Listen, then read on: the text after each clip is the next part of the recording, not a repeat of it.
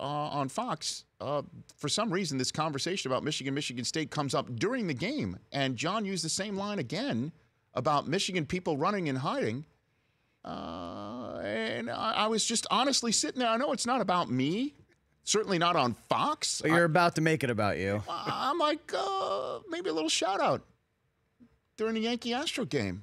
Rich Eisen loves Rich Eisen. Yeah, I mean, John Smoltz back here on the Rich Eisen show. John, I mean, kind of what gives is my first question for you from Houston. You there, John? First question. My first question. That was for some family members that immediately texted me. Okay. After that got on the air, and it did serve its purpose. I still haven't gotten a call back from Jay Feely. Okay.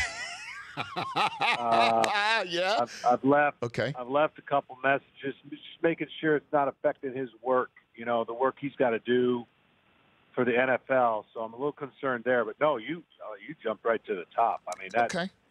Just want to make sure. That is first class as it gets, and stand up to it. Okay. I'm shocked by some of the other people. Now, look, you know, I was just sitting there. I'm like, is he going to say something? Of course, you didn't say anything. I texted Joe right at the moment, and I got a Bitmoji back saying fake news. That's what he said. And I'm like, come on now, Joe. First of all, that's when I learned how Joe Bitmojis. You know, John? What's happening down there in Houston today, brother? Tell me, what do you expect to happen in Game 6 tonight, John? Well, you know, obviously this series has turned on a dime, and it turned, I think, sometimes you look for a moment, you look for an at-bat, and not to put it on Will Harris, but Judge got going on a 3-2 fastball. He hit a homer.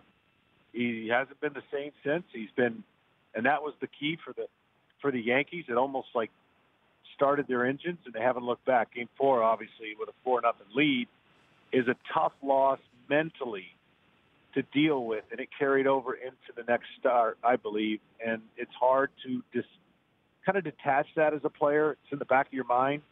But the Yankees have been good at home. Offensively, they've been great. And I think what this series will come down to, you know, it's always in-series, in-game adjustments. But I think that if some of the left-handed hitters for the Astros don't get going, they need somebody to click a switch like Judge did. And then it's going to be a Game 7, no doubt, in my mind, just the way this game and series has been going and the way each team has played at home. So Justin Verlander attacked him with a lot of fastballs first time through. I'll be interested to see if that changes or if he stays with that, or if the Yankees get a little more aggressive, because they're a passive hitting team. What I mean by that is they like to work the count. But Justin Verlander had 0-2, 1-2 on just about everybody he wanted to, and that gave him the successful game that he had in Game 2 or Game 1. So who's those lefties you're looking at? Reddick, McCann, Beltran from the switch hitting spot? Those are the guys? And if so, which one do you think's got the... Reddick. For sure Reddick. He had such a great year, and he's in the top of the lineup, which Springer and Reddick have not been able to do much. Combined, I think they only have like one hit in the series. Reddick doesn't have a hit yet. So a little bit of pressing going on, but I tell you, a hit or a double or just something to get on in front of Carlos and of course, Altuve would really help. I mean, the crowd's going to be crazy, and you know the motion of Verlander's going to be locked in. It just comes down to the Houston offense, which was the best in baseball, has gone dormant. I mean, it's like a 147, 167 team batting average. I never saw that coming.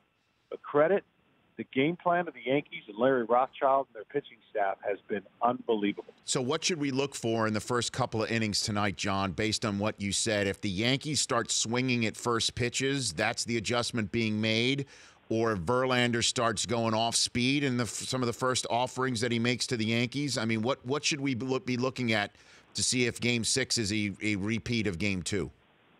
Yeah, I love the cat and mouse chess game. When people ask, well, if a pitcher's successful, should he change first? And I say no, but the one at bat that will set the tone is in the first inning with Judge, because he's swinging and seeing the ball a lot better. And Verlander pitched him tough, man, and kind of threw him into that continual funk. And it's at some point the ability to hit a fastball for the Yankees is really good, but the ability to trust a fastball, you see how everybody gets scared against the Yankees. Well, maybe not scared. That's the wrong word. The formula for success is spin the baseball. Keep spinning the baseball, and don't throw any fastballs. So I would say, if I'm guessing, if I'm the Yankees and they got a game to play with, I would be untraditionally more aggressive early against a Verlander who basically said, here's my fastball, good luck, outer corner, not much you can do with it. So I would look for that. I would be intrigued to see if they come out. Maybe not Gardner, because he's kind of that pesky foul the ball off type guy and wait for a pitch he wants. But I would look for the aggressive, maybe a little more aggressive approach out of the Yankees. John Smoltz, Fox Sports, going to call the World Series. He'll be here in Los Angeles on Tuesday. In Chavez Ravine, Corey Seager expected to be back in the lineup, and the Dodgers will have everything lined up the way they want it, pitching-wise, because of the fact that they wrapped things up last night. Who do you think the Dodgers would like to see playing against them in Chavez Ravine, heart of hearts, John?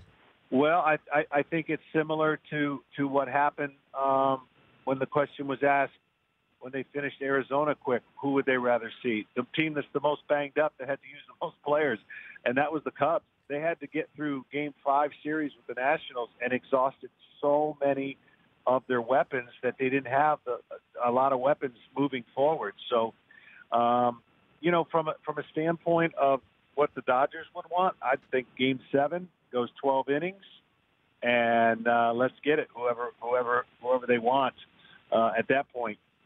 I think this has such intrigue. Of course, the storylines are incredible with the Yankees and Dodgers historical matchups in the past. But at least before this series started, what the Astros could do to pitching staffs was pretty unreal. It's just not happened this series. So from a bullpen matchup, the Yankees equal the Dodgers. From a bullpen matchup, the Astros do not. And from a starter matchup, of course, the Dodgers are going to be in the best position they can be with the rested arms. So they did a nice job taking care of business as early as possible. And that long answer, I don't think it matters if they play. And before I let you go, were you surprised with the letting go of Dusty Baker and the entire staff there in Washington, as was announced about a couple hours ago, John?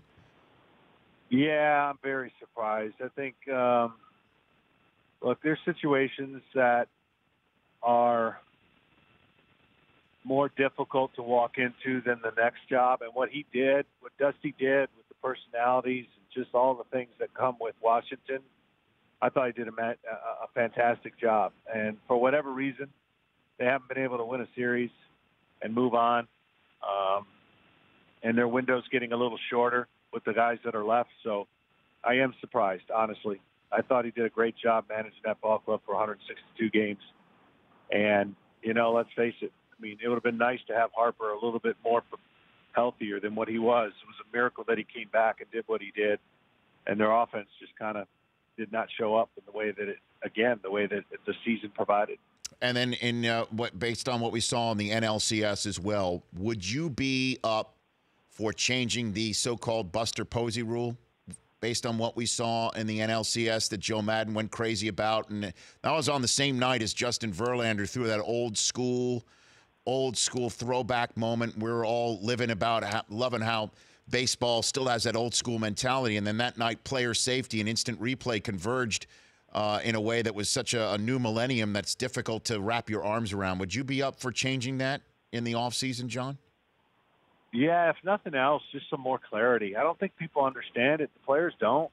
I think there's so much that I saw a play right afterwards that Contreras completely blocked the plate once he was able to get the ball and shift over. Like, I don't understand that. That part I don't understand. And the runner is at more of a harm now than the catcher is. I don't think you should ever go out of your way to hit the catcher. I think if the catcher gives you no place to go, you should be able to run him over. But I understand the sport that we're in, and a lot of sports is an overreaction for the major injuries. That's what I get, and I get all that. Honestly, if there was a better way to not have a home plate but throw a pop-up base, it would be easier to slide into a base at home than it would a home plate. because that's the biggest problem is you can't get your foot down, slide in feet first on a plate that's flat. But if there's a bag there, it's much easier. That's why a lot of guys go in head first, and they're going way wide, trying to reach back. So the base runner is at way more risk today than the hitter is. And speaking of rule changes, if I may add, please, the NFL needs to make a rule change. I'm still bitter about how the Lions lost to the Falcons in that 10-second runoff, and it happened again last night. It did. And the Raiders had what we thought was only one play left. Who knew there were two more after that? I'm with you, John, but I mean, instant replay in the same way that I thought of that play when Lobaton got picked off of first. Just that once, or what happened with Safarian Jenkins with the Jets last week against the Patriots, where the ball was not in his possession just at the second that he went over the line of scrimmage. Once you open the world to instant replay, it's tough to put it back. It just really is. Well, what I don't understand is it's not, it's called a touchdown, right? And so the players, if it weren't called a touchdown, they'd race right up to the line, they'd spike the ball, and they'd have all the time they want. But because of anyways, I mean, the Lions lost the game they shouldn't have, and there's a 10-second runoff. I just don't like it. I don't like it. That's John Smoltz, Lions fan, and also outstanding analyst with Joe Buck for a game that I'm fired up for. Thanks for calling in, John. All right, my pleasure.